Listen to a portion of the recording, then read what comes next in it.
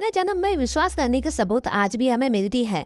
वो ये सबूत है शवों की मम्मी बनाकर उन्हें दफनाना। दरअसल प्राचीन मिस्र के लोग मरे हुए लोगों के शवों को मम्मी बनाकर दफनाए करते थे, क्योंकि वे लोग ऐसा मानते थे कि मनुष्य की आत्मा एक शरीर छूटने के बाद दूसरा शरीर धारण करती है और उस व्यक्ति का पुनर्जन्म होता है। इसीलिए वे मरे हुए व्यक्ति को मम्मी बनाकर एक तख्ती में बंद करके दफनाए करते थे। वे लोग पुनर्जन्म को इतना मानते थे कि उस मरे हुए व्यक्ति के साथ उसकी पसंद की हर चीज रखी जाती थी।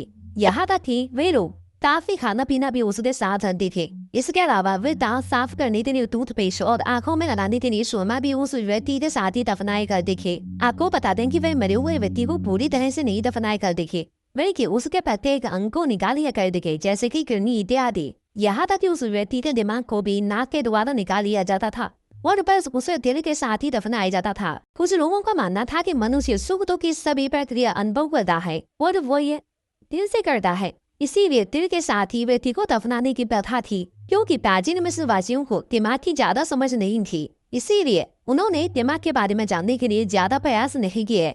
केवल उन्होंने अपने आँख को दिल तक ही सीमित रखा। यदि प्राचीन मिस्र के किसी राजा की मृत्यु हुआ करती थी तो वो लोग उस राजा की मम्मी के साथ उनके नौकरों को भी जिंदा दफना दिया करते थे।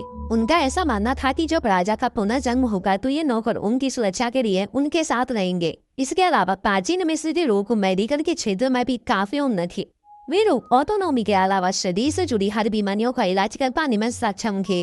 वे लोग जख्मों को पट्टी बांध कर उपचार किया करते थे। इसके अलावा आज हम दर्द को कम करने के लिए पेन किलर का उपयोग करते हैं। ठीक उसी प्रकार वहाँ के लोग भी दर्द को कम करने के लिए एक विशेष प्रकार की दवा का उपयोग करते थे। प्राचीन मिस्र के लोगों की मेडिकल व्यवस्था की विधि थी कि वहाँ हर रोग का एक अलग स्पेशलिस्ट हुआ करता था।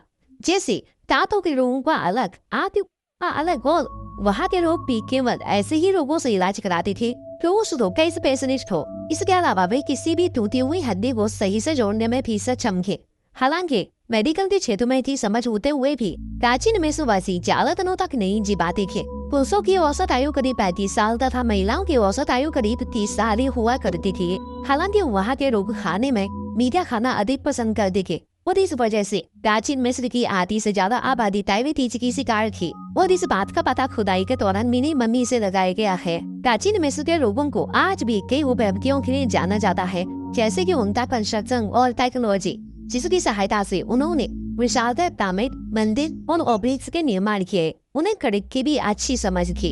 एक व्यावहारिक और कारगर मेडिकल टेक्नोलॉजी, सिंचाई व्यवस्था और एग्रीकल्चर के दौरान उपयोग होने वाली तकनीक, मिट्टी के बर्तन और कांच प्रौद्योगिकी और साहित्य कला में सबसे उन्नत सभ्यता के रूप में जाना जाता है।